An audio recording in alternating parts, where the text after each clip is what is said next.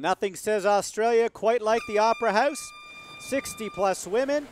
The start of the 2012 season, and Mariko Adachi from Japan went out on an incredible pace out of the water, about 20 seconds ahead of the second place woman, which included the likes of Jenkins, Moffitt, and Laura Bennett. And very quickly the Japanese competitor would be joined by a group of about 5 or 6 other women, pushing the pace very, very quickly.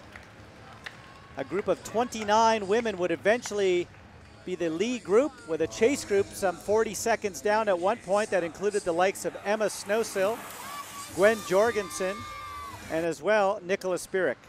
Nicola Spirik, so powerful on the bike. Anytime she is in a chase group, you know that they have a solid chance of catching back up. And as the lead group of 29 women continued to push the pace, the chase group with Nicola Spirik up front got down to 18 seconds. Eventually they got down to a tie. They came in a group of 53 or 54 women in one large pack. Lisa Norden, who spent a couple of years living in Australia and got her sport here, even though she's from Sweden, would feel right at home. And as the women came off the bike, it would come down to a runner's race. Erin Densham, who had that big victory just 2 weeks ago in Mooloolaba, would certainly have some of the insight on the course. You had to believe with the likes of Emma Snowsill, Emma Moffitt, and Emma Jackson, the Australians would be in a good position.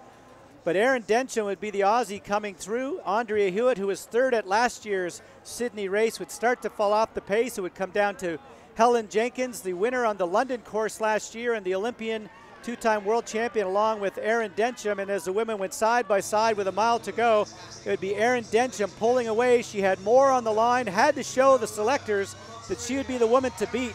And Erin Densham eventually would run away from Helen Jenkins to claim victory in Sydney, just a few miles from where she was born and raised. Erin Densham successful in Sydney. I've said before, I know what I'm capable of, and I was pushed the whole way there by Helen and Andrea. I didn't know if I was going to get over the top of them there, but I put in a few little surges and finally broke them. And yeah, but today it's all about focusing on my race, nothing external going on.